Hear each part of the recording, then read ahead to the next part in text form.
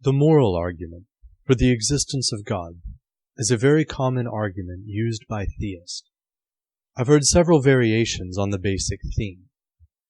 They say that if God doesn't exist, then there is no absolute standard for right and wrong.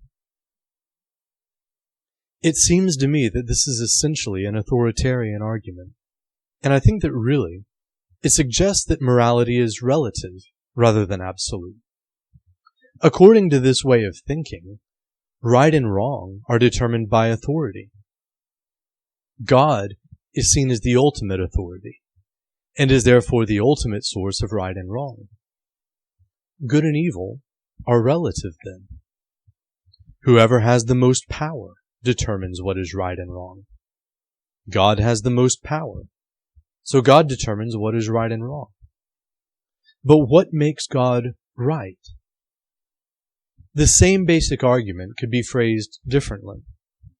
Instead of saying that without God there is no absolute morality, we could say that without absolute authority there is no absolute morality. We're saying the same thing. Without an all-powerful state, what is the absolute standard for legal versus criminal behavior? Without an all-powerful authoritarian state, there would be no absolute standard for laws that everyone has to follow. Everyone would be free to decide for themselves how to live. We're told that without God, everything is permissible. If there's no God, then rape and murder are okay. I say the opposite. I say that it's only with God that everything becomes permissible. If God commands that you commit genocide, steal land from another group of people, or sacrifice your own son, then all of these things become moral acts.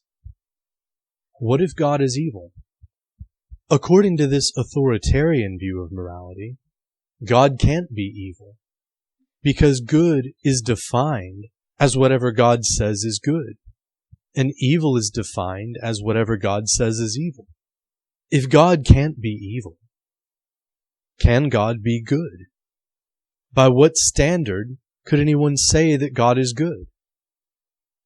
Unless God has a God to provide him with an absolute standard of morality, where does his morality come from? If our morality can only come from a higher authority, then where does God's morality come from? If without God, human morality is subjective, then isn't God's morality also subjective unless he has a God to provide him with an absolute standard of right and wrong? At this point, a theist will deny that God needs any authority above him to give him a standard of right and wrong. So why do humans? And is something wrong because God doesn't like it? Or does God not like it because it's wrong? Is the only reason not to murder and steal the fact that God commands us not to? Or is there a reason why God commands us not to murder and steal? If there are reasons why God commands us not to murder and steal, then we shouldn't murder and steal because there are reasons not to murder and steal, whether God exists or not, and whether God tells us not to or not. We shouldn't do those things because there are reasons not to. So if there are reasons why God says that some things are right and some things are wrong, then those reasons are enough, and the moral argument for the existence of God fails. On the other hand, if there is no reason why God tells us not to murder and steal, then morality is subjective after all. If God said that it's right to murder and steal, then it would be. He's God. He's all-powerful, so he gets to decide. No one can question him. He has absolute authority, and might makes right. You can never question his authority. He has the power to reward you if you obey him, and he has the power to punish you if you disobey him. If he commands you to kill your son and you obey, you are a righteous man. But this argument doesn't actually prove that God exists in any way. It just claims that you should believe in God because otherwise you won't have any absolute basis for morality. It assumes that absolute morality is something we can't live without, and it assumes that only absolute authority can give it to us. But what if God doesn't exist? Does this same logic imply that we need a powerful authoritarian state to give us an absolute standard of right and wrong, and to save us from the dangers of moral relativism? If authority is the only basis of right and wrong, then how could we object to an all-powerful authoritarian state? If the state has the power to write the laws and to punish those who disobey the laws of the state, on what basis could anyone challenge the morality of the state? If there is such a basis, then couldn't someone challenge the morality of God on that same basis? Whatever that basis is, then, it is the real basis of morality. So let's consider that basis for morality and throw out the notions that the power and authority of God or the state are the source of morality. I think that at least part of the basis of morality is the recognition that actions have consequences. If the consequences of certain actions are harmful, then there is a reason to avoid those actions. I recognize that I can be harmed as a consequence of my own actions or as a consequence of someone else's actions. It's common sense to avoid acting in ways that cause harm to yourself. Even without God or the authority of the state to command you not to walk in front of a speeding bus or to punish you for doing so, you won't do it if you're smart and if you want to live. To some people, it's less obvious why they should avoid acting in ways that harm others. They might ask, if there's no God or state authority to command me not to push someone else in front of a speeding bus or to punish me for doing so, why shouldn't I do it if I want them to die? I think this is where something like the Golden Rule comes in. You recognize that the actions of other people can affect you in a harmful way. Other people recognize that your actions can affect them in a harmful way. You don't want anyone else to push you in front of a speeding bus. No one else wants you to push them in front of a speeding bus. Well, as long as no one pushes anyone in front of a speeding bus, no one gets pushed in front of a speeding bus. So everyone agrees that they won't do it to anyone else as long as no one else does it to them. You don't do to other people what you wouldn't want other people to do to you. That's very sensible, whether God exists or not, or whether there's a government or not. Even if there's no God, the principle behind the Golden Rule works pretty well. Actually, if there were a God, the Golden Rule wouldn't be universal. It would be right to do whatever God told you to do to someone else, whether you would want it done to you or not. So the existence of God wouldn't establish universal moral principles. The existence of God would abolish universal moral principles. If God existed, there would be no moral absolutes. As a side note, I know someone might object to the Golden Rule as a universal moral principle or as a moral absolute. They might say, what if there is someone who's depressed and suicidal, who wants to die, and who might walk out in front of a bus or wish that someone else would push them in front of a bus? According to the Golden Rule, wouldn't it be right for them to push someone else in front of a bus? This is the kind of technical flaw in the wording of the Golden Rule that interests pseudo-philosophers, who just like to split hairs and disagree about everything. But the basic principle remains intact, in my opinion.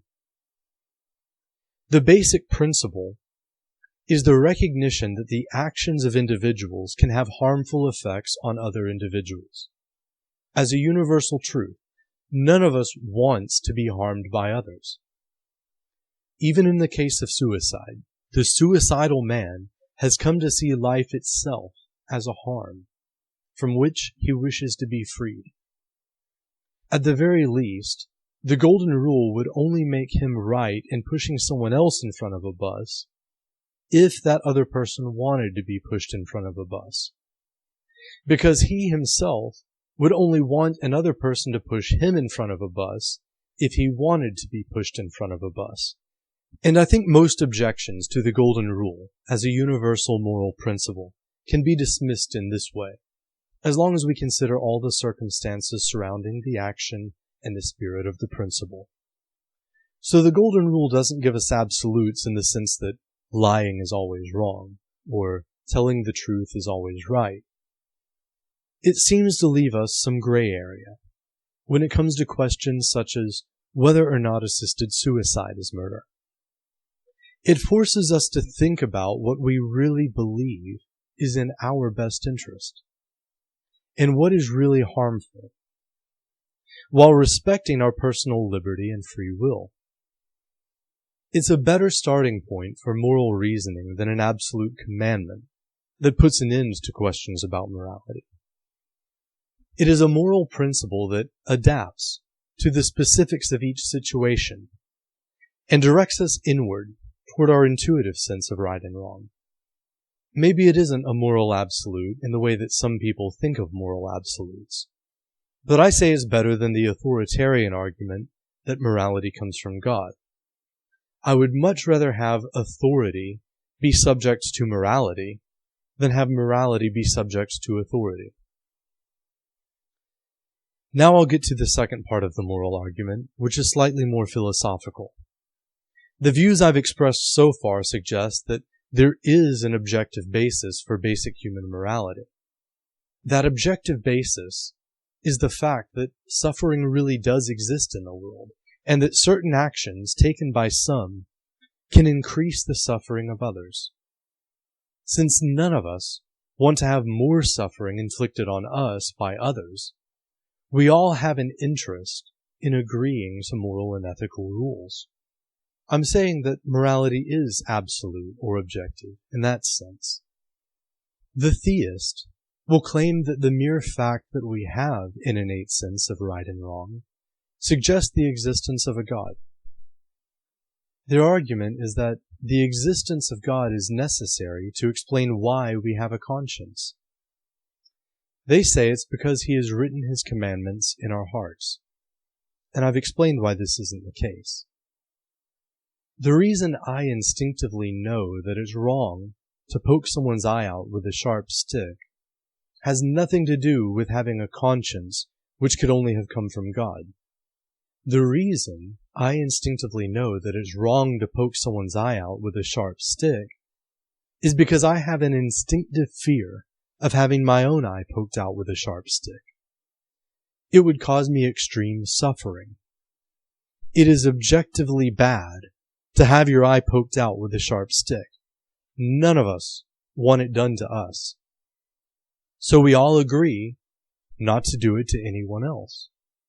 And we agree to punish anyone who violates this rule. This, and not divine decree, is the reason for the an eye for an eye system of justice. But again, it seems fair to ask the obvious question.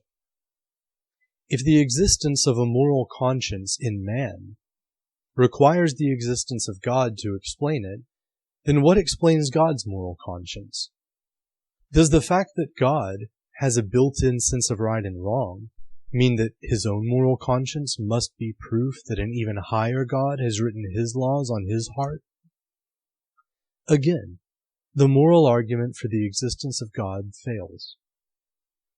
There may be a God or not, but moral arguments can't prove God's existence, and God's existence isn't needed to explain our sense of right and wrong.